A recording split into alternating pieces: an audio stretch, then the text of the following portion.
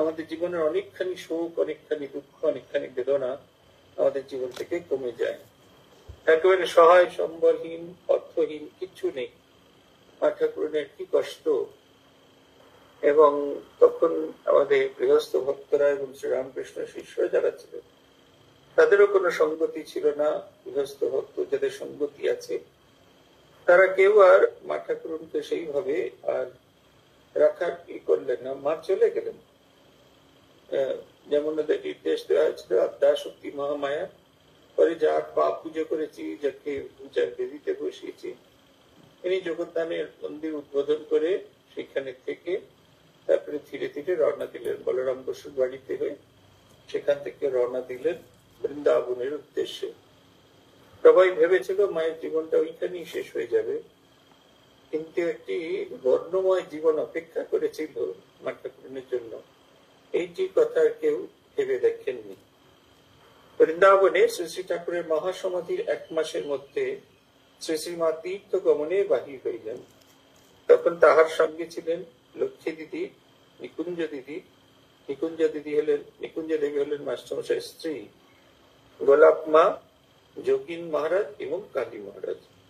আমাদের লাটু মা সেই সঙ্গে বৃন্দাবন গমন করেন। পথে তাহারা দেওঘরে নামিলেন। সেইখানে বৈদ্যনাথজিকে দর্শন ও পূজা করিয়া সকালে কাশী ধামে গমন করেন। কাশীতে মাত্র 3 দিন ছিলেন। শ্রী শ্রী বিশ্বনাথজির পূজা দিয়া কাশীকে দর্শন করেন এবং তত্রস্থ সাধু সন্ন্যাসীদের সঙ্গ করেন। সেখানে সকলে মিলে একদিন ভাস্করানন্দ স্বামী আশ্রম ঢুকতে যান। সেদিন ভাস্করানন্দ স্বামীর সহিত লাটু মহারাজের অনেক কথা হয়েছিল। তাহা যেরূপ শুনিয়াছি সেইরূপ লিখিতেছি। ভাস্করানন্দজি প্রবীণ সন্ন্যাসী, কাশীতে বাস করতেন এবং তার সঙ্গে লাটু মহারাজের কথোপকথন, খুব ইম্পর্টেন্ট এই কথোপকথনটা। ভাস্করানন্দজি কি সুন্দর একবারে স্ট্রেইট অফ ইনস্ট্রাকশন দিচ্ছেন। আপনাদের অনেকেরই বয়স হয়ে গেছে, বিভিন্ন তীর্থ গমন করা আপনাদের পক্ষে আর সম্ভব হচ্ছে না, কিন্তু তাতেও যে আমাদের আধ্যাত্মিক বিকাশ হয় সেই কথাটা ভাস্করানন্দজির কথা থেকে আমরা বুঝতে পারবো। ভাস্করানন্দজি লাটু মহারাজকে বলছেন, কোথাও ঘুরো না, ঘুরলে কিছু পাবে না, এক জায়গায় বসে তাকে ডাকো, ভগবান নিশ্চয়ই তোমাদের দয়া করবেন। যেন ছেলে বয়স থেকে আমি অনেক জায়গায় ঘুরেছি, অনেকের সঙ্গ করেছি, পায়ে হেঁটে 4 ধাম গিয়েছি, কেদার, বদ্রী, কেদার, জগন্নাথ, দ্বারকা এবং রামেশ্বর। তখন রেল ছিল না, কি কষ্ট বুঝতে পারছো? এত ঘুরেও আমার কিছুই মিলে নাই, যে দুঃখ সে দুঃখই রয়ে গেল। তখন এইখানে এই বাগানে বসে প্রতিজ্ঞা করলাম, হয় ভগবান লাভ হবে, না হয় শরীর যাবে।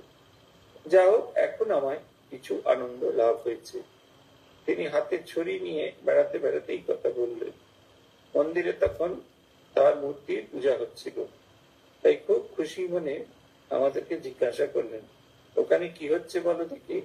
আমি অর্থাৎ লাটু মহারাজ বললাম, আপ নারায়ণ হ্যাঁ, আপকা পূজা হোতা হ্যায়। তখন তিনি হেসে বললেন, ক্যা বাত, যেন বালকের ভাব। এটা হচ্ছে কথা। এই দুটো জিনিস এখানে দেখার জিনিস। একটা হচ্ছে ঘোরাঘুরি না করে কোনো একটা জায়গায় নির্দিষ্ট হয়ে ভগবানকে ডাকতে হবে, কিন্তু মনের ভেতরে এই ভাবটা করতে হবে, হয় ভগবান লাভ হবে, না হয় এই শরীর যাবে। তাতে ওনার অনুভূতিটার কথা থেকে বলছেন, যা হোক এখন আমার কিছু আনন্দ লাভ হয়েছে, হয় ভগবান লাভ হবে। এই জীবনে এমনি কাটিয়ে দেব না, যদি শরীর যায় যাবে, কিন্তু তার আগে প্রাণপণ চেষ্টা করে যাব ভগবান লাভের জন্য।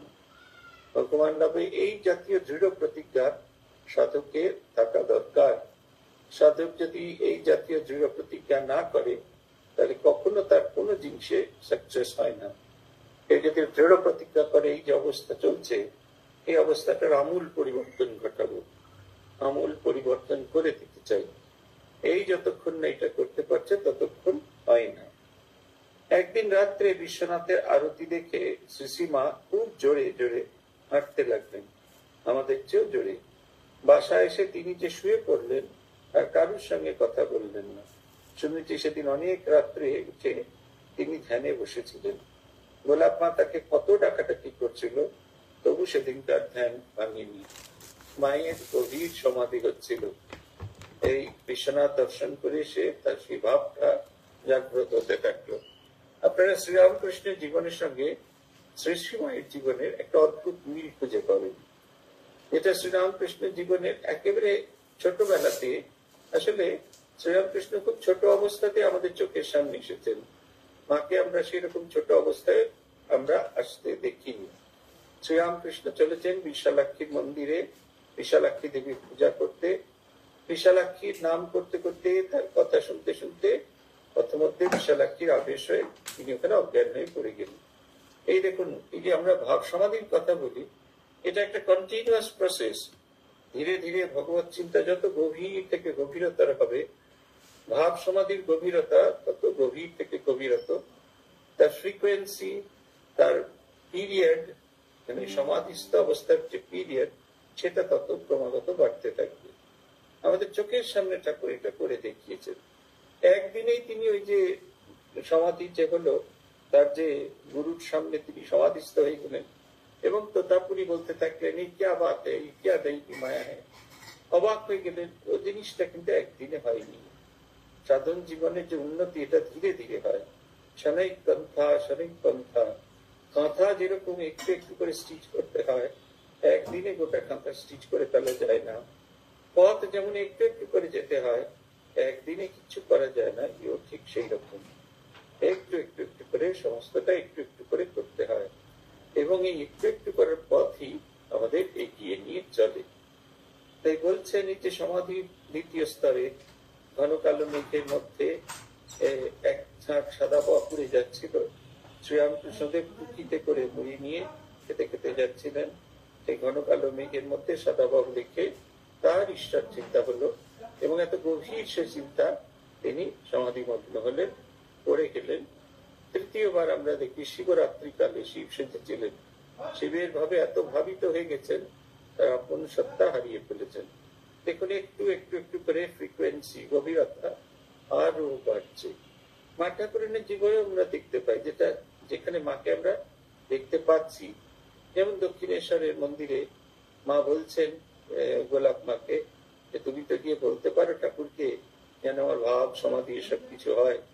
গোলাপ মা ফিরে এলেন, এসে দেখলেন ঠাকুরকে গিয়ে তিনি বললেন, ঠাকুর গম্ভীর হয়ে শুনলেন। তারপরে তিনি ফিরে এসে দেখলেন মা পুজো করছে, দরজার ফাঁক দিয়ে মাকে দেখা যাচ্ছে। মা কখনো হাসছেন, কখনো কাঁদছেন, কখনো গভীর ভাবে শান্ত হয়ে যাচ্ছে। ছোট্ট ছোট্ট ঘটনা দেখবেন। 3 দোতলার বারান্দায় মা বসে ধ্যানস্থ, এমন ধর্ম ধ্যানস্থ, বাচ্চ জ্ঞান শূন্য হয়ে গেছে। মাথার ঘুমটা খুলে গেছে, তার সেই চুল হাওয়াতে উঠছে আর গভীর সমাধিতে মগ্ন। নিচে তাকে দর্শন করছেন যোগীন মহারাজ। তিনি মাকে দর্শন করে একবারে বিস্ময়ে আবিষ্ট হয়ে গেছেন। এখন মায়ের ধ্যানের এটা হয় যে সমাধি অংশটা ধীরে ধীরে ধীরে ধীরে বাড়ছে, এমনি এমনি হয়নি। ঠাকুর এবং মায়ের সঙ্গে একটা মেজর ফারাক আছে। সেটা হচ্ছে ঠাকুর তার ভাবকে, তার বিদ্যার ঐশ্বর্য ছিল, তার বিদ্যার ঐশ্বর্যতা লোকে দেখতে পেত।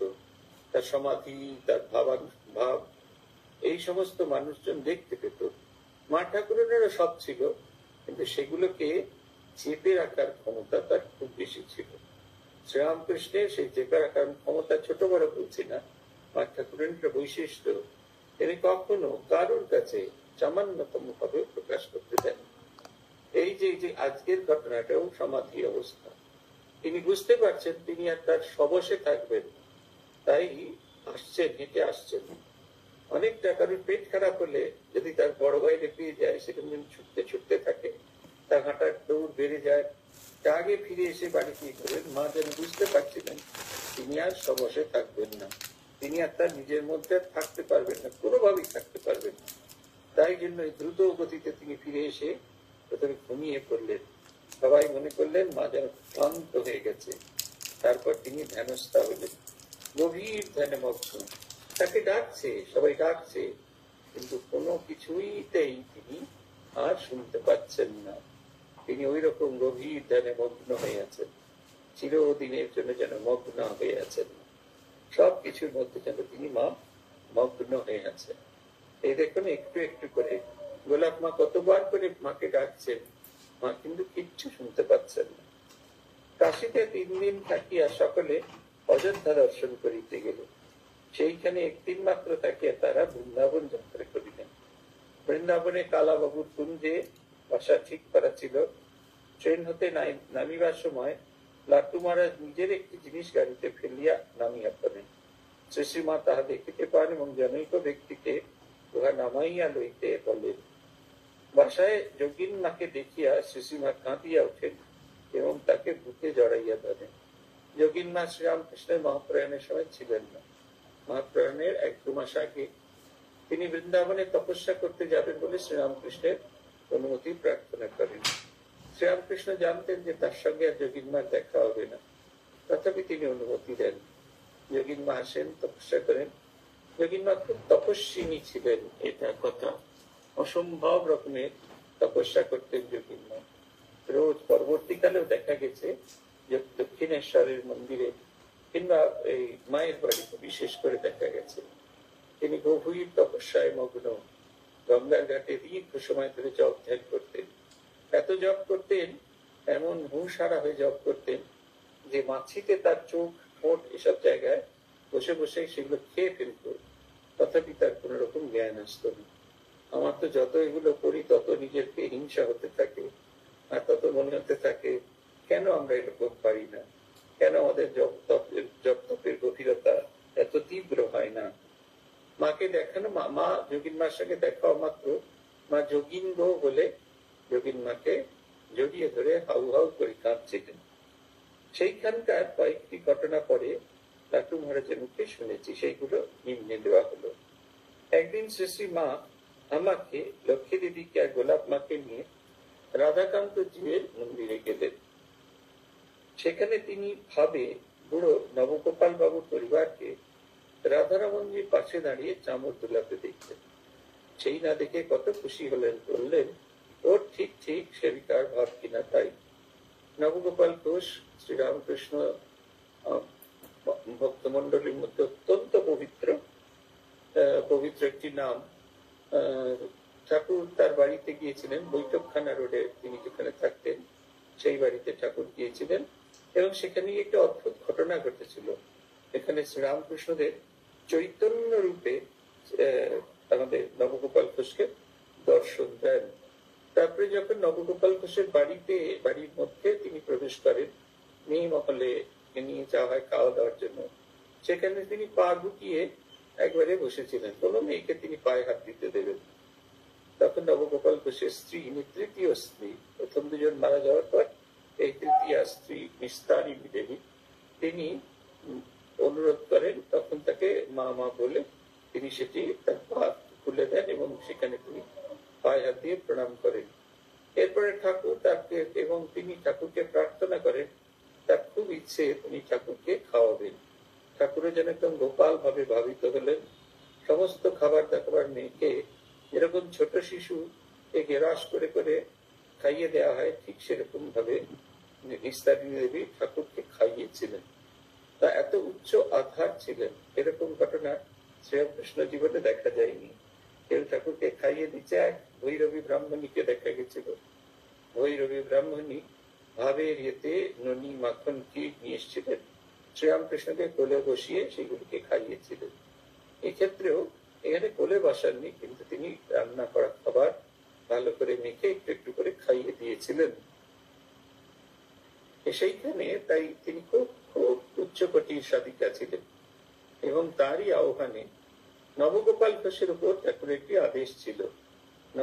নবগোপাল ঘোষকে ঠাকুর বলেছিলেন যখন 1 জানুয়ারি 1886 সালে সকলে কৃপা পাচ্ছে, তখন নবগোপাল ঘোষ জিজ্ঞাসা করেছিলেন তার কি হবে। ঠাকুর তাকে বলেছিলেন তুমি আমার নাম নিও। তারপর থেকে শ্বাসে প্রশ্বাসে বেশ জোরে জোরে তিনি জয় রামকৃষ্ণ বলতেন। আপনারা যারা নবগোপাল ঘোষের বাড়িতে গিয়েছেন হাওড়াতে, পরবর্তীকালে তিনি যেখানে গিয়ে বাসা বাঁধেন রামকৃষ্ণপুর, সেখানে গিয়ে দেখবেন বাড়ির ওপর এই কথাটি খোদাই করা আছে, জয় রামকৃষ্ণ। কত বড় সাধিকা হলে, তার স্ত্রী কত বড় সাধিকা হলে, স্বয়ং স্বামী বিবেকানন্দ সেইখানে উপস্থিত হয়েছিলেন এবং তখনকার দিনে, আজকের দিন নয়, তখনকার দিন 1897 সালে তিনি শ্রীরামকৃষ্ণ তিনি স্বামী বিবেকানন্দকে আবার তৈরি করে খাইয়েছিলেন। সেটা যেমন তেমন জিনিস না, মুরগির মাংস। এবং স্বামীজি এত তুষ্ট হয়েছিলেন, ওই বাড়িতেই স্থাপকায় চ ধর্মস্য সর্বধর্মস্বরূপিণে অবতার বরিষ্ঠায় রামকৃষ্ণায় তে নমঃ, এই মন্ত্রটি রচনা হয়। এবং শ্রীরামকৃষ্ণ দেবের কতগুলি পোর্সেলিনের ছবি নিয়ে আসা হয়েছিল। তার মধ্যে তিনটির কথা আমি জানি। একটি চন্দ্রশেখর চট্টোপাধ্যায়ের বাড়িতে আছে, একটি বেলুর মঠে আছে, সেটি আমি দেখেছি, এবং নবগোপাল ঘোষের বাড়িতে এই ছবি পুজো করার আমার সৌভাগ্য হয়েছিল। মাঘী পূর্ণিমার দিন এই ছবি স্বামী বিবেকানন্দ প্রতিষ্ঠা করেন। এত সুন্দর ছবিটি এখনো পর্যন্ত একদম নতুনের মতো আছে, মানে এই কালকে সকালে বোধহয় প্রতিষ্ঠা করা হয়েছে। স্বামীজি বিদেশ থেকে পোর্সেলিনের এই ছবিটি নিয়ে আসেন। সেই নবগোপাল ঘোষের স্ত্রীকে তিনি দেখলেন রাধারমন মন্দিরে, রাধারমনজির পাশে দাঁড়িয়ে তিনি চামর ব্যজন করছেন। উচ্চ আধ্যাত্মিক ক্ষমতার মানুষ তিনি। আপনারা অনেকেই জানেন তার জীবনের আরেকটি ঘটনা, এটি খুব পরিচিত। মায়ের বাড়িতে একদিন বিশ্বেশ্বরানন্দীর হাত থেকে শিব ঠাকুর গড়িয়ে পড়ে গেছিলেন। বানেশ্বর শিব গৌরীপট্টে রাখতে গিয়ে হাত থেকে ছিটকে পড়ে গেছিলেন। কেউ জানে না সেই ঘটনা। বিশ্বেশ্বরানন্দী তাড়াতাড়ি বানেশ্বর তুলে মুছিয়ে পরিষ্কার করে আবার বানেশ্বরকে বসিয়ে দিয়েছিলেন। কেউ এই ঘটনার সাক্ষী ছিল না। পরের দিন বিশ্বেশ্বরানন্দী যখন পুজো করতে বসেছেন, সেদিন ঘরেতে অনেকেই আছেন, এমনকি মা ঠাকুরও বসে আছেন। পা ছড়িয়ে বসে তিনি কারোর সঙ্গে কথা বলছেন। এমন সময় গোপাল ঘোষের স্ত্রী তাকে এসে বললেন, তুমি কি কালকে বানেশ্বর শিব ফেলে দিয়েছিলে? বিশ্বেশ্বরানন্দী একবারে কাঁটা হয়ে আছেন, জিজ্ঞাসা করছেন কি করে জানলেন? বললেন একটা ছোট শিশুর মতো মাথায় অনেকগুলো এই ইয়ে পড়ে আছেন, ওই বাচ্চাদের যেরকম একটু চুল হলে সেখানে গার্ডার দিয়ে মেঁধে দিয়ে ছুটি, ছোট্ট শিশু, তার মাথায় অনেকগুলি ছুটি আছে। সে এসে বলছে আমায় ফেলে দিয়েছে, আমায় ফেলে দিয়েছে, আমায় ফেলে দিয়েছে। এইরকম তার দিব্য দর্শন। তার এক বড় ছেলে স্বামী অম্বিকানন্দজি, তিনি স্বামী ব্রহ্মানন্দজি মাঝের অন্যতম সেবক ছিলেন। কিন্তু শেষের দিকে দুরারোগ্য যক্ষা রোগে আক্রান্ত হন, এবং তখনকার দিন এরকম ছিল, যক্ষা রোগ হলে বাড়িতে পাঠিয়ে দেওয়া হতো, কারণ মঠে যক্ষা রোগের জন্য খাওয়া দাওয়ার ভালো উপযুক্ত খাওয়া দাওয়ার ব্যবস্থা করা যেত না। এর জন্যই আমাদের স্বামী বেদ্যানন্দজি মহারাজ, শরৎচন্দ্র চট্টোপাধ্যায়ের ছোট ভাই, তাকেও বাড়িতে ফেরত দিতে হয়। তিনি আমাদের সন্ন্যাসী ছিলেন। একদিন তো গোলাপ মা আমাদের সঙ্গে মাধবজির মন্দিরে গেল। সেখানে মন্দিরের চত্বর নোংরা হয়েছে দেখে গোলাপ মা নিজের কাপড় ছিঁড়ে তা পরিষ্কার করে, নিজের কাপড় মানে মলমলের কাপড় ছিল, একটা নতুন ব্র্যান্ড নিউ কাপড় পরে মায়ের সঙ্গে গেছিলেন। দেখো তো তার কেমন ভাব, মন্দির শুদ্ধ পবিত্র রাখবার জন্য তার কেমন আগ্রহ। মায়ের মন্দিরও সেমনি ভাবে রোজ পরিষ্কার করে রাখতো। জানো আগে তার কতটা শুচিবাই ছিল, বাকি তাকে দেখবার পর আর কিছু মানত না। গোলাপ মার এটি ছিল, এবং গোলাপ মার এই ভালোবাসা, মায়ের প্রতি অসম্ভব তার একটা ভালোবাসা, অসম্ভব একটি আকর্ষণ তার ভেতরে ছিল। বৃন্দাবনে শ্রী মা আর লক্ষ্মী দিদি কোনো দিন যোগিন ভাইকে, আবার কোনো দিন আমাদের নিয়ে যমুনার ধারে বেড়াতে যেতেন। তখন কালীবাই বনে বনে ঘুরত, অর্থাৎ বন পরিক্রমায় বেরিয়েছে। সেখান থেকে ফিরে কালীভাই মাস্টার মশাই পরিবারকে নিয়ে কলকাতায় চলে এলো। মা যেন তার পুরনো স্মৃতি একটু একটু করে ফিরে পাচ্ছেন। শ্রীমতী রাধিকার স্মৃতি তার ভেতরে যাচ্ছে। মায়ের প্রথম মন্ত্র দীক্ষা এখানে, তার ঘটনা এবার বলছেন। যোগিন ভাইকে দীক্ষা দেওয়ার জন্য ঠাকুর শ্রী মাকে স্বপ্নে আদেশ দিলেন। মা রাজি ছিলেন না। মা বলেছিলেন এক্ষুনি লোককে বলবে যে এই পরমহংসদেবের শরীর গিয়েছে, আর স্ত্রী এই সঙ্গে সঙ্গে দীক্ষা দিয়ে শিষ্য বানানো শুরু করেছেন। তাই তিনি কোনোভাবেই রাজি ছিলেন না। তিনি বারবারে আদেশ করায় শ্রীমা যোগিন ভাইকে দীক্ষা দিলেন। 3 বার আদেশ করেছিলেন, এবং যোগিন মহারাজকেও ঠাকুর স্বপ্নাদেশ দিয়েছিলেন। শ্রী শ্রী মায়ের মন্ত্র শিষ্য বোধহয় যোগীন মহারাজ এবং স্বামী ত্রিগুণাতীতানন্দ, এরা মায়ের কাছে আনুষ্ঠানিকভাবে মন্ত্র দীক্ষা পেয়েছিলেন। বৃন্দাবনে ঠাকুরের ছবিতে ফুল দিয়ে মা রোজ রোজ পূজা করতেন, আর একটি অস্থির কৌটা নিজের মাথায় ছুঁয়ে রাখতেন। মা যে অস্থি এই আত্মারামের কৌটা ছিল, তার থেকে একটুখানি অস্থি মায়ের কাছে ছিল। মা সেই কৌটোটা সঙ্গে সঙ্গে নিয়ে ঘুরতেন এবং তাকে পুজো করতেন। একদিন সেই কৌটা তিনি আমাদের মাথায় ছুঁয়ে দেন। এইখানে তিনি দীক্ষা দেন। তিনি প্রথমে দীক্ষা দেওয়ার কথা বলবার জন্য গোলাপ মাকে ব্যবহার করেছিলেন। গোলাপ মাকে দিয়ে তিনি যোগীন মহারাজকে জিজ্ঞাসা করালেন। যোগীন মহারাজ তখন বললেন তিনিও শ্রী শ্রী ঠাকুরের কাছে আদেশ পেয়েছেন মন্ত্র দীক্ষার জন্য, এবং দীক্ষা হলো। মার প্রথম দীক্ষা একটি ঘরেতে বসিয়ে ঠাকুরের ছবি এবং ঠাকুরের অস্থির সামনে ধ্যানস্থা হয়ে তারপরে তিনি তাকে মন্ত্র দিয়েছিলেন। মন্ত্র ঠাকুরই শিখিয়ে দিয়েছিলেন কোন মন্ত্র দিতে হবে। এই কারণে আমাদের মন্ত্র সব খুব শুদ্ধ। এগুলো শ্রীরামকৃষ্ণের দেওয়া মন্ত্র এবং শ্রী শ্রী মায়ের কাছ থেকে এই সমস্ত মন্ত্র আমরা পেয়েছি, যে এখন আমাদের ভেতরে বিতরিত হচ্ছে। বলছেন তিনি এত জোরে মন্ত্র বলেছিলেন যে গোলাপ মা বলেছিলেন, পাশের ঘর থেকেও শোনা যাচ্ছিল যে মা কি মন্ত্র দীক্ষা দিচ্ছেন। আমাকে আর লক্ষ্মী দিদিকে নিয়ে, মা খুব কীর্তন শুনতে ভালোবাসতেন, আমাকে আর লক্ষ্মী দিদিকে নিয়ে তিনি ভগবানজির আশ্রমে মাঝে মাঝে নাম শুনতে যেতেন। এই ভগবানজি গঙ্গামাইয়ের আশ্রমে কিছুদিন বাস করেছিলেন। ঠাকুর যখন বৃন্দাবনে মধুবাবুর সাথে এসেছিলেন, তখন গঙ্গামাই ঠাকুরকে তার আশ্রমে থাকতে বলেন এবং ঠাকুর সেইখানে কিছুদিন ছিলেন। শেষে আপন জননীর কথা স্মরণ করিয়ে গঙ্গার মায়ের আশ্রম ত্যাগ করিয়ে তিনি কলকাতায় চলে আসেন। বলরাম বাবুর খুড়ো মশাই বৃন্দাবনে থাকতেন, তারা বৈষ্ণব সেবা করতেন। তিনি আমাদের খুব যত্ন করতেন, আর এক একদিন ঠাকুরের প্রসাদ আনিয়ে আমাদের খাওয়াতেন। এটি হচ্ছে কথায় বেড়াতে যেতেন। এই ভগবান দাস ভগবানজি ছিলেন। আপনারা অনেকেই গঙ্গা মাইয়ের কথা জানেন। বৃন্দাবনে যখন শ্রীরামকৃষ্ণ দেব আসেন, তখন এই গঙ্গা মাই তাকে দুলারি দুলারি বলে ডাকতেন।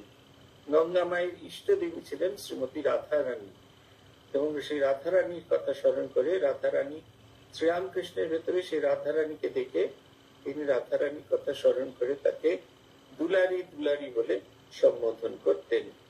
এবং তিনি শ্রীরামকৃষ্ণকে তার কাছে রেখে দিয়েছিলেন।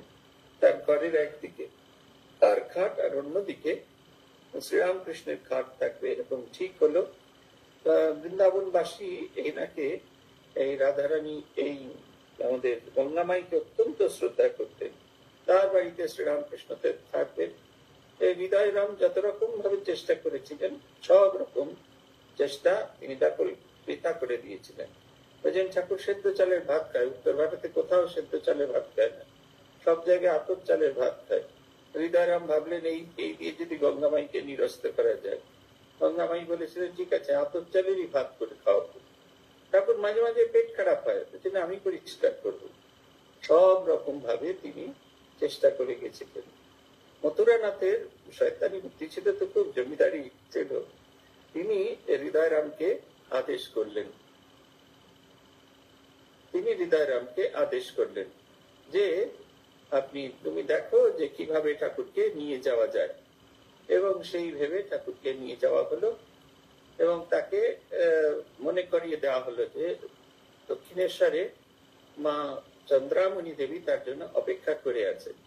চন্দ্রামণি দেবীর কথা মনে পড়া মাত্রই শ্রীরামকৃষ্ণদেব আর কোথাও থাকতে চাইলেন না। কোনো বন্ধনই তার কাছে বন্ধন নয়। সে বর্ণনা আছে, এক হাত শ্রীরামকৃষ্ণের একটি হাত ধরেছেন গঙ্গামাই এবং অন্য হাত ধরেছেন হৃদয়রাম। দুজনে মিলে টানাবানি করছেন। এমন সময় ঠাকুরের খুব কষ্ট হচ্ছে দেখে, ঠাকুরকে খুব ভালোবাসতেন তো, তাই তিনি কষ্ট হচ্ছে দেখে তিনি ছেড়ে দিয়েছিলেন এবং ঠাকুর রওনা দিলেন। আমরা এই ঘটনাটি যখন বর্ণনা করেছিলাম শ্রীরামকৃষ্ণ পুঁথিতে, তখন বলেছিলাম যে মায়েরা সবসময় সন্তানের কষ্ট দেখলেই সন্তানকে ছেড়ে দিতে রাজি হন, তারা কোন রকম কষ্টই মানতে রাজি হন না। তাই গঙ্গামাই এই কষ্ট, নিজের কষ্ট হলেও তিনি শ্রীরামকৃষ্ণের কষ্ট হচ্ছে সেইখানে থাকতে শ্রীরামকৃষ্ণকে ছেড়ে দিয়েছিলেন। এই গঙ্গা মায়ের কথা, গঙ্গা মায়ের আশ্রমে ভগবান বাবাজি ছিলেন। আর বলরাম বাবুর এই যে কালাবাবুর কুঞ্জে বলরাম বাবুর খুড়ো মশাই কাকা থাকতেন, তিনি তপস্যা করতেন, তিনি তাদের খুব যত্ন করতেন। মাঝে মাঝে এই বৃন্দাবনে যে বিখ্যাত মন্দির গুলো আছে সেখানকার প্রসাদ এনে দিতেন। সাধু সিদ্ধানন্দর সংকলিত একটি প্রসঙ্গ এইখানে লিপিবদ্ধ করিতেছি। বৃন্দাবনে অবস্থানকালে শ্রীযুক্ত লাটুর পূর্ববৎ আহারাদি কিছুই ঠিক থাকিত না। তদুপরি প্রায় তাহার ভাগে রুটি বানর দিগকে খাওয়াইয়া অসময়ে শ্রীমা এবং তাহার সঙ্গিনীদের নিকট খাইতে চাইতেন। ইহাতে অনেকে বিরক্ত হইয়া তাকে ভর্ৎসনা করিত, কিন্তু শ্রীমা তাহার এই বালকবৎ আচরণে বিরক্ত না হয়ে সকলকে ভর্ৎসনা করিতে নিষেধ করিতেন এবং স্নেহার্ত হৃদয়ে তাহাকে নিজের কাছে বসাইয়া পরিতোষ পূর্বক আহার করাইতেন। মা জানাইতেন তার আবদারের ছেলে লাটু বড় অভিমান, তাহাকে যে যাহাই বলুক না কেন তাহার মতো অভিমান সরল বালকদের মতো তাহারই উপরেই হইয়া থাকে। এই জন্য তিনি সঙ্গিনীদের শ্রীযুক্ত লাটুর খাবার আলাদা করিয়া ঢাকিয়া রাখিতে আদেশ করিতেন, যাতে তাহার সেবক লাটু নিজ ইচ্ছা মতো আহারাদি করিতে পারে এবং তার বালকোচিত ব্যবহারিতে কোনো বিঘ্ন না হয়। এই মা ঠাকুরের মধ্যে এখানে একটা অদ্ভুত রকমের মিল আছে। আপনারা যারা পরে আসছেন বোধহয় ভুলে গিয়েছিলেন, সময়টা ঠিক বুঝে উঠতে পারেনি, কারণ আজকে ক্লাস 3:30 থেকে শুরু হয়েছে। যদি কেউ দেখলাম একটু দেরি করে এসেছে, আমি 4টে ভুল করেছি। বাংলাদেশি সময় 3:30, আমাদের ভারতীয় সময় 3:30, বাংলাদেশি সময় 4টে।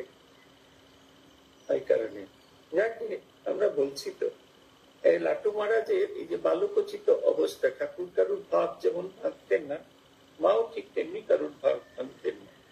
লাটু মহারাজ মাঝে মাঝে তার রুটি তার বানরদের খাইয়ে দিয়ে তিনি এসে বসতেন। তার এই যে বালক স্বভাব সেইটিকে মা প্রপোগেট করতেন।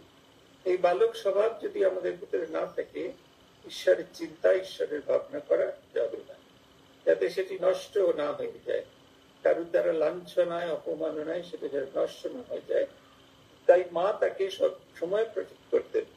তার খাবার তিনি গুছিয়ে রেখে দিতেন, যাতে লাটু যে কোনো সময় এসে খাবার চাইলে তাকে যেন খাবার দেওয়া যায়। যোগীন মহারাজের মুখ হইতে লাটু মহারাজ সম্বন্ধে একটি প্রসঙ্গ শুনিয়াছি। তার কোথাকার প্রসঙ্গ ঠিক বলিতে পারি না, তবে আমাদের অনুমান হয় যে এটি বৃন্দাবনের ঘটনা। একবার লাটু মহারাজ কাউকে কিছু না বলে কোথায় যে ডুব মারলে আমরা তার কোনো পাত্তা পেলুম না। শ্রীমা তার জন্য ভাবিত হলেন। 3 দিন পরে নিজে এসে হাজির হলো, চুল উস্কো, চোখ মুখ লাল, যেন বিকারে রোগী। সবাই মিলে জিজ্ঞাসা করলো, কোথায় ছিলি? কোনো উত্তর দিল না, শুধু হাসতে লাগলো। শেষে শ্রীমা যখন জিজ্ঞাসা করলেন তখন বললেন, নদীর ধারে ছিল। তারপর ঠিক ছেলে মানুষের মতো বললে, বড় খিদে পেয়েছে মা, কিছু খাবার দিন। শ্রীমা তাড়াতাড়ি খাবার নিয়ে এলেন। খেয়ে দিয়ে কাউকে কিছু না বলে আবার চলে গেলেন। এই সব দেখে শ্রীমা বলতেন, লাটুর সব অদ্ভুত। 1887 সালের জানুয়ারি কি ফেব্রুয়ারি মাসে শ্রীযুক্ত রামচন্দ্র দত্তের একটি কন্যা আগুনে পুড়িয়া মারা যায়। সেই সংবাদ ক্রমে শ্রীমায়ের কাছে পৌঁছয়। ভক্ত পালকের এহেন দুঃসংবাদ শ্রবণ করে তিনি তদীয় সেবক লাটুকে কলকাতায় পাঠিয়ে দেন। দেখুন, মা ঠাকুরের এই যে ব্যাপারগুলি, এগুলো কিন্তু খুব একবারে খুব আশ্চর্যজনক। লোক ব্যবহার সম্পর্কে তিনি এত সতর্ক ছিলেন, এটি কোনো তুলনা হয় না। সন্ন্যাস এবং তপস্যার নতুন অধ্যায়। বরানগর মঠে বসবাসের পূর্বে নরেন্দ্রনাথের সঙ্গে কলকাতায় আসিয়া লাটু প্রথমে ভক্তপালক রামচন্দ্র দত্তের গৃহে গমন করেন এবং সেইখানে 2-4 দিন থাকিয়া পরে বরানগর মঠে চলে আসেন। বরানগর মঠ করার উদ্দেশ্যই এই কয়েকজনের কোথাও থাকবার জায়গা ছিল না। তার মধ্যে মহাপুরুষ মহারাজ, স্বামী শিবানন্দজি, যোগ অদ্বৈতানন্দজি, বুড়োগোপাল দা এবং লাটু মহারাজ, এদের কোনো জায়গায় থাকার অবস্থা ছিল না। যদিও রামচন্দ্র দত্ত খুব চেষ্টা করছিলেন যে লাটু তিনি ইয়েতে রেখে দেন, জগদ্দানে রেখে দেন, কিন্তু লাট্টু মহারাজ জগদ্দানে থাকতে চাননি। কখনো তার কাছে ওটা মনিবের গৃহ, কোনো ইয়েতে তিনি থাকতে চান না। তাই এই বরানগর মঠ যখন স্থাপিত হলো তখন এখানেই তারা এসে থাকতেন। কলকাতায় রামবাবুর গৃহে থাকিবার সময় তিনি একদিন নরেন্দ্রনাথের গৃহে গমন করেন। সেইখানে নরেন্দ্রনাথের মাতাকে বলিলেন, দেখুন মা, লড়েন ভাইয়ের মনটা যেন ময়দার তালের মতো, যেরকম ভাবে গরুকম সেরকম ভাবেরই হয়, মহাশক্তি ভিতরে আছে, যেদিকে যখন মন লাগাইতেছে তখন সেই দিকে নতুনত্ব দেখাইতেছে।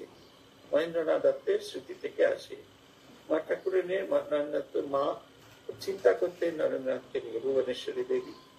একে কাজকর্ম কিছু নেই, লেখাপড়াও শেষ হচ্ছে না, আবার এই যে সংসার বৈরাগ্য, তিনি যদি সংসার থেকে চলে যান, ছোট ছোট ভাই এবং মাকে কে দেখাশোনা করবে, এই নিয়ে ভুবনেশ্বরী দেবী খুবই ভাবিতা ছিলেন। তাকে তিনি এই কথাগুলি বলেন, লড়েন ভাই মনটা যেন ময়দার তালের মতো, যেরকম ভাবে করুন সেই রকম ভাবেরই হয়, মহাশক্তি ভিতরে আছে, এবং যেদিকে যখন মন লাগাইতেছে তখন সেই দিকেই নতুনত্ব দেখাইতেছে। ভেবে দেখুন আমাদের এই যে সন্ন্যাস সমাজ, সন্ন্যাস জীবন, আমাদের এই সংঘ জীবন, এই সমস্ত নরেন্দ্রনাথের অবদান। শ্রীরামকৃষ্ণ ভাবগুলি দিয়ে গেছিলেন, কিন্তু ভাব থাকলেই হবে না, আপনাকে এক্সিকিউট করার মতো ক্ষমতা থাকা দরকার। যেমন আমাদের এইখানে মন্দিরে নতুন করে রং হচ্ছে, আপনারা এখন আমার পেছনে যে ছবিটা দেখতে পাচ্ছেন, এটা গেরুয়া রঙের মন্দির, তার বর্ডার গুলো মেরুন রঙের। এটা অরিজিনালি হলুদ রঙের মন্দির ছিল, আমরা সেই পুরনো রং ফেরত দেওয়ার চেষ্টা করছি। এই পুরনো রং হলুদ রঙের মন্দির, বর্ডার গুলো মেরুন রঙের, এবং এই যে ফুলগুলো দেখা যাচ্ছে পেছনে মোটিভ গুলো, সেগুলো সব কমলা রঙের।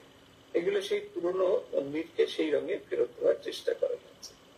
যেদিন থেকে প্রথম দিন থেকে রং হচ্ছে, সেদিন থেকে আমরা বলেছি একটা তেরপল খাটিয়ে, বৃষ্টি হচ্ছে তো রংগুলো ধুয়ে যাবে, তেরপল খাটিয়ে সেই জায়গায় কাজগুলো করে দিতে। তেরপল গুলো এরকম খাটানোই থাকবে, 3 দিন ধরে থাকলে, 2 ঘন্টা রোদ্দুরে থাকলে শুকিয়ে যাবে, সেখানে 3 দিন ঢাকা থাকলেও ওগুলো শুকিয়ে গেলে আর কিছু হবে না। আমি বোধহয় অন্তত 20 দিন আগে থেকে এই কথাগুলো বলে যাচ্ছি, কেউ সেটি শুনছে না। অবশেষে অল্প অল্প শুনেছিলেন, ডেকোরেটর দিয়ে নিজেদের তেরপল কিনতে পয়সা খরচ হবে, তাই ডেকোরেটর তেরপল দিয়ে লাগিয়ে ঢাকা দিয়ে কাজ করছিল। আজকে ডেকোরেটর সব কটা তেরপল খুলে নিয়ে গেছে, কারণ তাদের আরো অন্যান্য জায়গায় করতে হবে। আমি এসে দেখছি রং করা হয়েছিল, সেই সব রং ধুয়ে গেছে, নালি দিয়ে যেরকম ভাবে জল বেরোয় সেরকম ভাবে রং ধুয়ে বেরিয়ে যাচ্ছে। সাধুদের ডেকে বলবেন, দেখো এইটা হচ্ছে অবস্থা। আমাদের শুধুমাত্র কাজ করলেই হবে না, এই কাজ করার মধ্যে এটিকে এক্সিকিউট, শুধু আইডিয়া দিয়ে দেবো এরকম ভাবে কাজ করতে হবে না, এটাকে এক্সিকিউট করার মতো শক্তি থাকা দরকার। শ্রীরামকৃষ্ণের এই যে বলছেন না, কথা বলছেন নরেন্দ্রনাথ সম্পর্কে, এই কথাটি বলছেন যে যখন মন, যেদিকে যখন মন লাগাইতেছেন সেদিকেই নতুনত্ব দেখাইতেছে। নতুনত্ব মানে ওল্ড ভাবনা, কিন্তু এটাকে এক্সিকিউট করা আছে ইন আ নিউ ওয়ে। যে সময় সেই সময় একদিন নরেন্দ্রনাথ, তখন স্বামী বিবিদিশানন্দ, পরিব্রাজক অবস্থায় স্বামী সচ্চিদানন্দ, শেষে উভয় নাম পরিবর্তিত হয়ে স্বামী বিবেকানন্দ নাম হয়, তাকে বলেন, ওরে আমরা সব বিরোজাহম করে সন্ন্যাস নিয়েছি, তুই নিবি নে? নরেন্দ্রনাথের কথা লাট্টু মহারাজ বিরোজাহম করে যথারীতি সন্ন্যাস গ্রহণ করতে সম্মত হন। বিরোজাহমের পূর্বে পিণ্ডদান করিতে বসে লাট্টু মহারাজ অদ্ভুত কাণ্ড বসলেন। আমাদের দেশাচার মতে ইহা অদ্ভুত দেখাইলেও ছাপড়ার কোন কোন জেলায় মধ্যে এই প্রকার পিণ্ডদান এখনো প্রচলিত আছে। বিশেষ কোন মন্ত্রপাঠ না করে লাট্টু মহারাজ আপনার পিতৃপুরুষগণকে এই বলিয়া আহ্বান করিতে লাগলেন, এ মেরা বাপজি ইয়া আও, ইয়া পর আসন থেকে बैठो, এই পূজা লে, এই পিণ্ডা লে, এই পানি লে।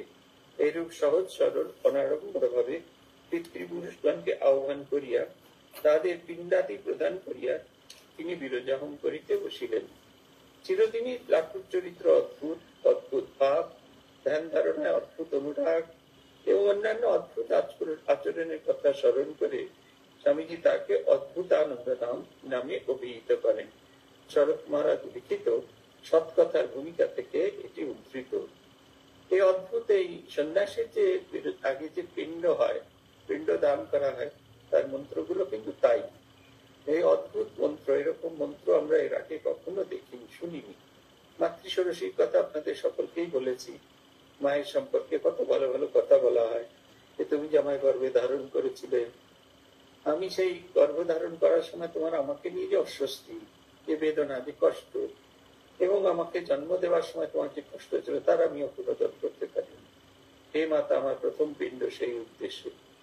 তুমি আমায় বড় করবার সময় আমার যাতে উপাদেয় খাবার দিতে পারেনি, স্বাস্থ্যকর খাবার দিতে পারেনি, তার জন্য তোমার মনে যে কষ্ট, তার উদ্দেশ্যে আমার পিণ্ড। আমি অসুস্থ পীড়িত হলে তুমি আমায় যে সুস্থ করতে পারোনি, তার উদ্দেশ্যে আমার পিণ্ড। পিতৃ ষোড়শীর ক্ষেত্রেও তাই বলা, যেমন পিতা পিতা মমতায় ডাকা হয়, তেমনি আবার সেই সব মানুষদের কথা বলা হয় যে শিশু জন্মেছে অথচ যার দাঁত গজায়নি, সেই অবস্থায় মারা গেছে, তাকে তো মাটির ভেতরে একটা হাঁড়ির মধ্যে করে দফন করে দেওয়া হয়েছে, তার তো কোনো পারলৌকিক কাজ হলো না। এই পৃথিবীতে যে এলো, চলে গেল নামহীন গোত্রহীন হয়ে, তার উদ্দেশ্যে এই সন্ন্যাসীকে পিণ্ড দিতে হয়। তিনি আত্মহত্যা করেছেন, যিনি যার অভিমানে তার বাড়ির লোকজন কেউ করেননি, পিণ্ড দান করেননি, তার উদ্দেশ্যে এই পিণ্ড। যিনি বিবাহ করেননি, যার কখনো কোনো উত্তরসূরি ছিল না, যিনি মারা গেছেন নিঃশব্দে, কেউ জানতে পারেনি, বেওয়ারিশ, সেই বেওয়ারিশ সমস্তদের জন্য এই পিণ্ড দান করছে সন্ন্যাসী। সন্ন্যাসী যেহেতু জগৎ গুরু, ওই জগতের সকলের হয়ে সকলের কল্যাণ কামনায় তার এই পিণ্ড দান। এটা একটা অদ্ভুত ব্যাপার, জানেন তো। আমার যখন বছর 10 বয়স, তখন আমার পূর্বাশ্রমের একজন আত্মহত্যা করেছিলেন এবং খুব ভয়ঙ্কর ভাবে তিনি মারা যান। তার কিন্তু বিধিমত ভাবে খুব ভালো করে শ্রাদ্ধ পাইনি। আমরা সবাই তার কথা ভুলে গেছিল, কিন্তু যখন পূজারী মন্ত্র বলছেন, আগের দিন তো মন্ত্রগুলো আমাদের পড়ানো হয়, অর্থ বোঝানো হয়, সেই মন্ত্রের অর্থগুলো আমরা জানি। যখন তিনি তখনও কিছু আমার মনে হয়নি, কিন্তু যখন এই পিণ্ড দানের কথা হচ্ছে, মন্ত্রটি পড়া হচ্ছে, আমার মনের মতো পরিষ্কার, বাইরে নয়, মনের ভেতরে পরিষ্কার শুধু তার ছবিটি ভেসে এলো, তার মুখটি ভেসে এলো, তার চেহারাটাই ভেসে এলো। প্রায় অন্তত 24 বছরের অন্তরালে তার কথা কখনো কোনোদিন ভাবিনি, আমার কথাও নয়, আমি তো তাকে ছেড়ে এসেছি অনেক বছর আগে, তার কথা কখনো কোনোদিন মনে পড়েনি। কিন্তু সেই সময় পিণ্ড দান করার সময় তার কথা মনে হলো, তার উদ্দেশ্যে আমার পিণ্ড। খুব স্যাটিসফ্যাকশন হয়েছিল, আমার নিজের খুব আনন্দ হয়েছিল। এবং পরবর্তীকালে এই কথাগুলি আমার পূর্বাশ্রমের মানুষজনদের আমি বলেছিলাম। আমার কিছুতেই অন্য কারুর কথা মনে পড়েনি, এই মন্ত্রটা পড়া মাত্র আমার তার কথা মনে পড়েছিল এবং তার উদ্দেশ্যে পিণ্ড দান। সন্ন্যাস গ্রহণ করিয়া লাটু মহারাজ বরানগর মঠে কার্তিক গ্রহে 1.5 বৎসর ছিলেন। সেই সময় তিনি অন্যান্য গুরুভ্রাতাদের সহিত কঠোর তপস্যায় নিযুক্ত হন। পরবর্তী এক অধ্যায় লাটু মহারাজের সাধন প্রসঙ্গগুলি দেওয়া হয়েছে। প্রথমে আমরা বরানগর মঠ সম্বন্ধে কিঞ্চিৎ কথা বলিতে চাই।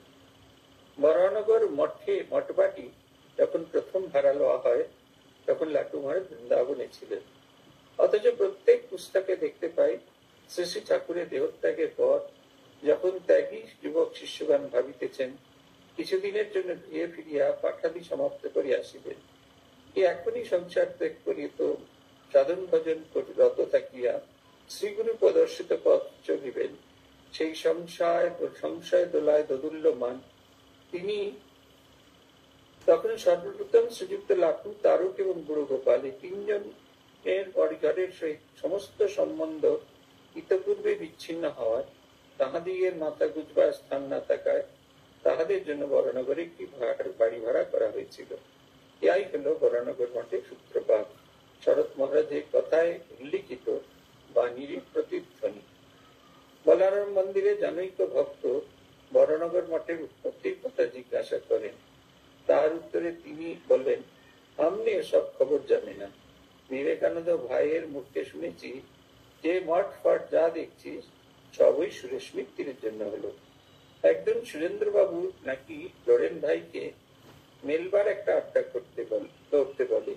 তাতে লরেন ভাই দুঃখ করে বলেছিল, আড্ডাখানা করে কি হবে, আমাদের অর্থাৎ গুরু ভাইদের মধ্যে এমন লোক তো রয়েছে যাদের ঘরে ফেরার কোনো জায়গা নেই, তাদের থাকবার একটা ব্যবস্থা করতে পারো তো দেখো, দরকার হলে আমরা সেখানে গিয়ে থাকতে বা সাধন ভজন করতে পারবো।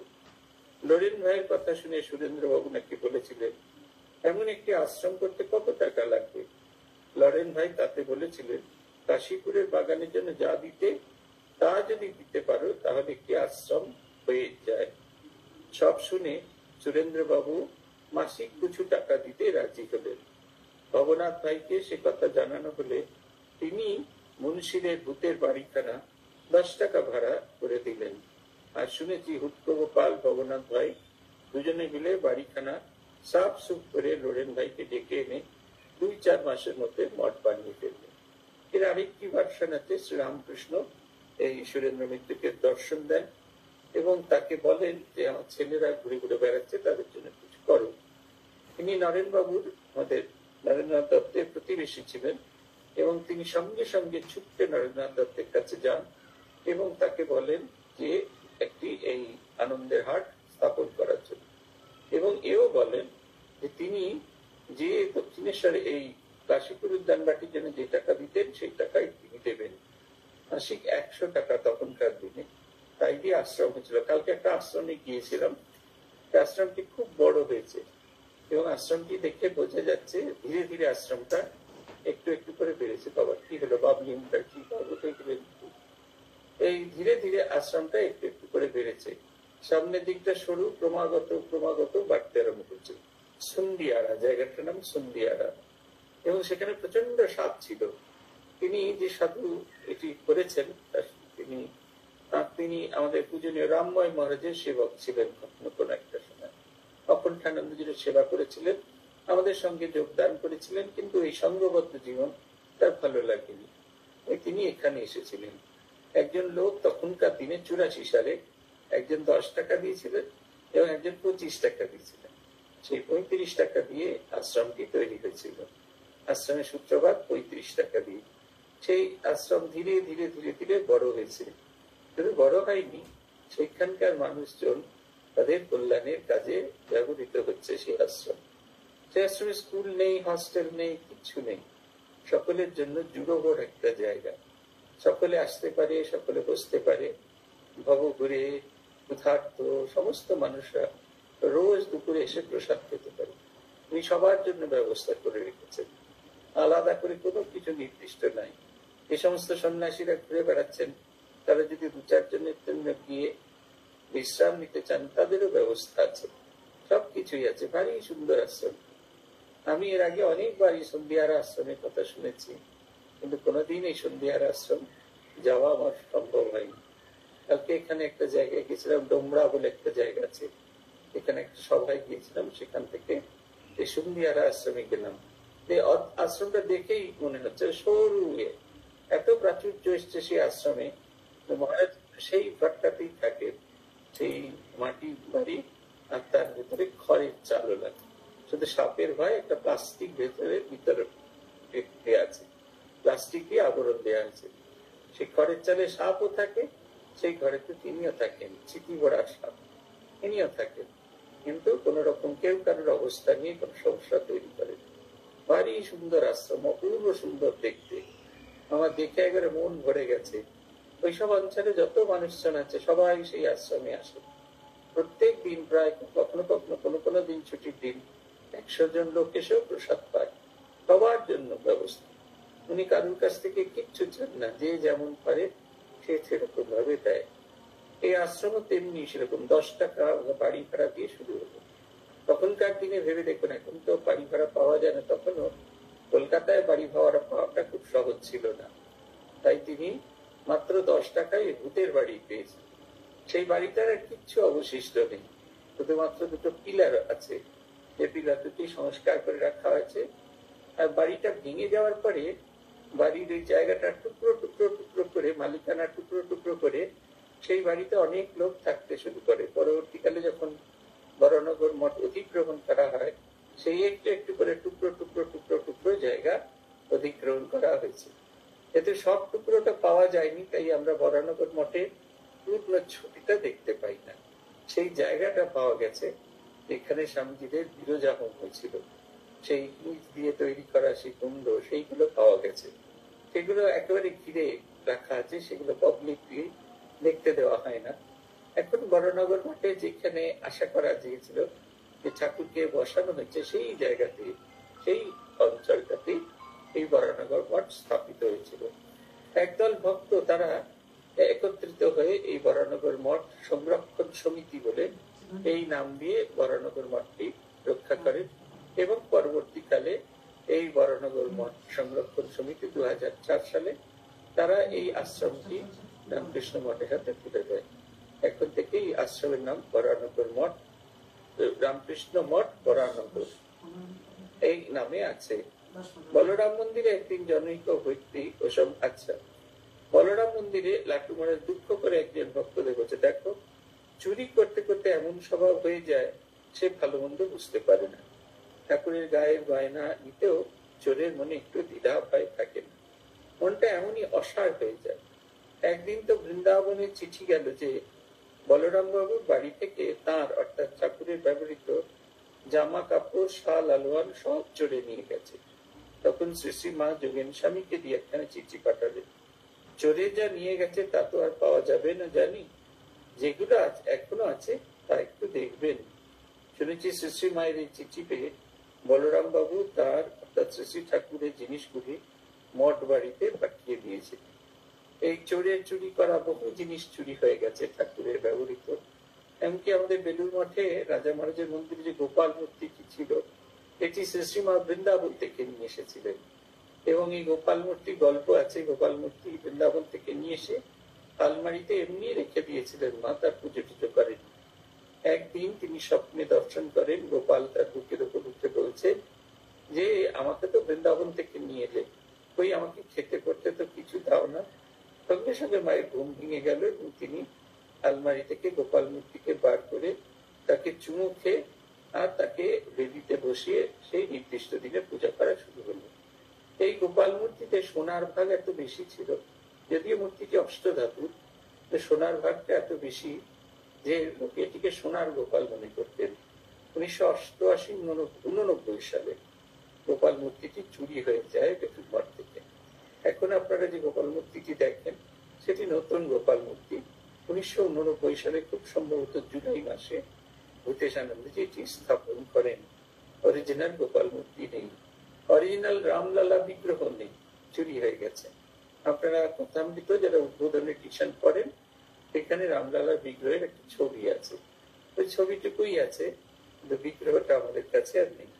এরকম বহু জিনিস চুরি হয়ে গেছে, বহু জায়গা থেকে বহু জিনিস চুরি হয়ে গেছে।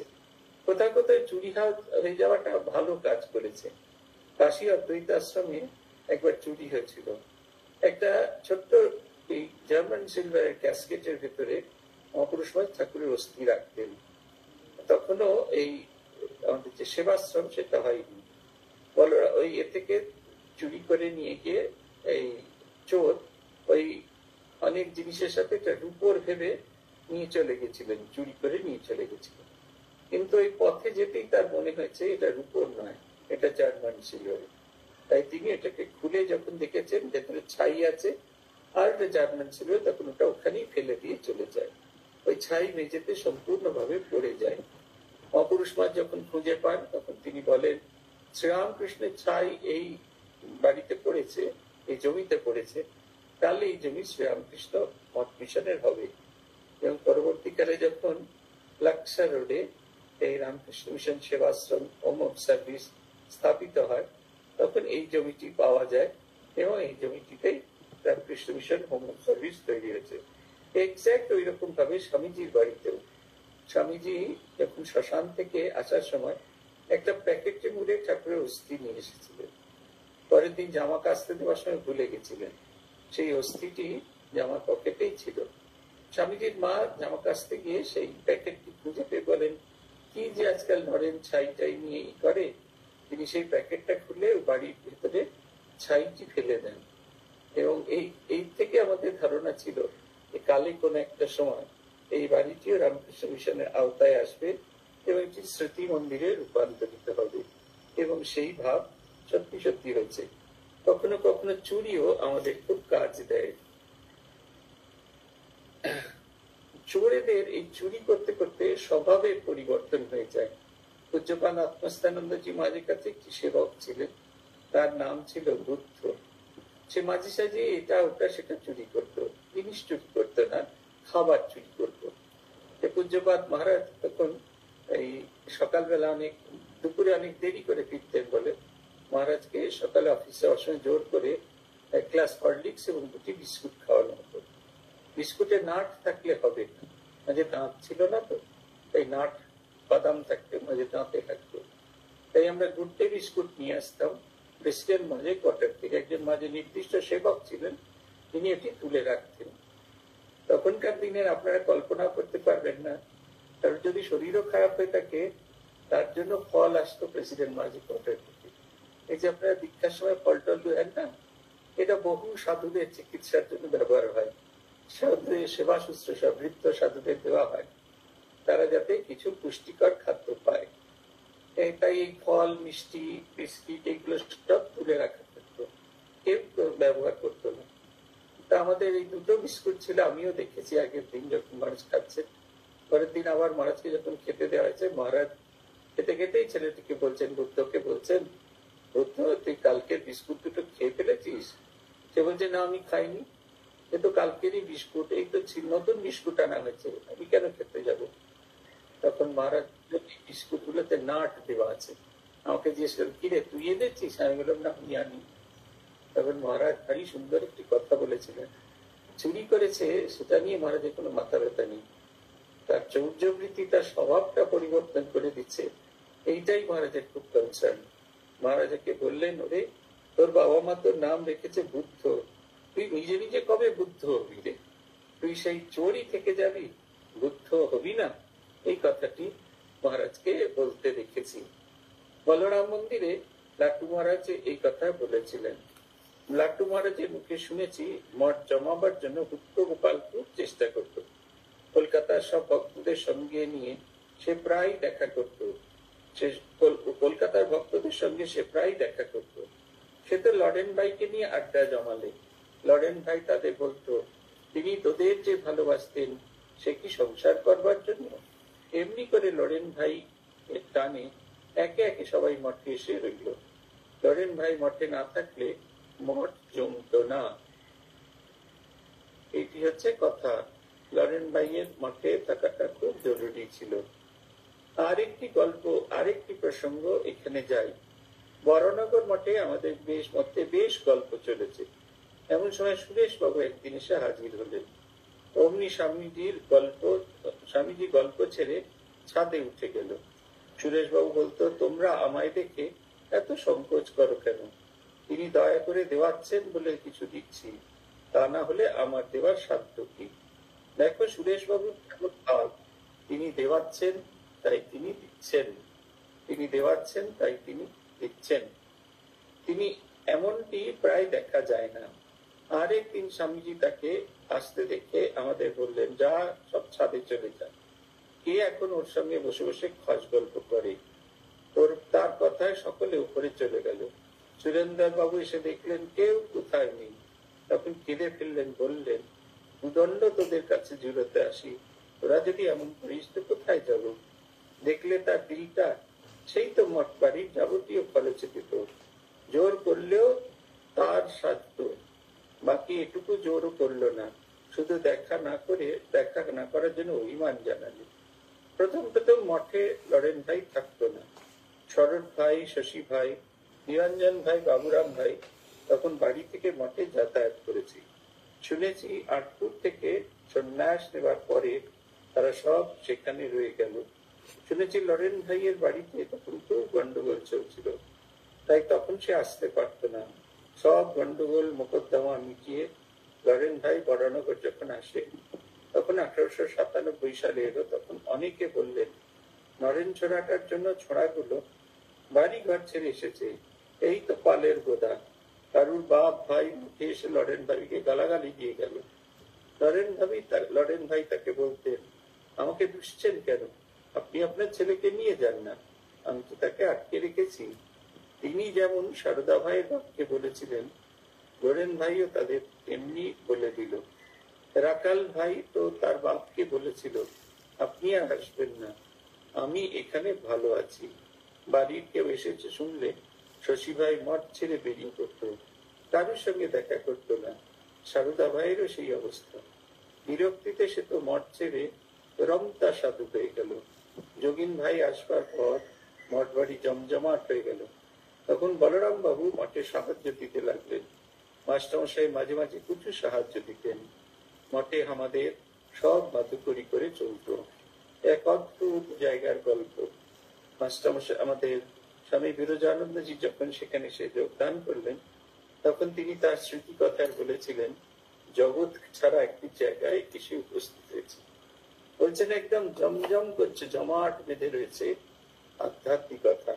বলছেন সর্বত্র দারিদ্র্যের ছাপ স্পষ্ট, ভীষণ রকমের দারিদ্রতা, ভীষণ রকমের কষ্ট, কিন্তু সব জায়গায় জমজম করছে, জমাট বেঁধে আছে এই আধ্যাত্মিকতা। শ্রীরামকৃষ্ণের ভাবকে কেন্দ্র করে মা ঠাকুরুন যেমন চেয়েছিলেন, তার ভাব, তার উপদেশকে কেন্দ্র করে এরা বাঁচবে, এবং গৃহী মানুষরা সেইখানে এসে দুদণ্ড আশ্রয় নিয়ে তার কথা শুনে জীবনে শান্তি পাবে। আজ এই পর্যন্ত। শ্রী ভগবানের কৃপা হলে আবার আগামী দিন আপনাদের সকলের সঙ্গে দেখা হবে।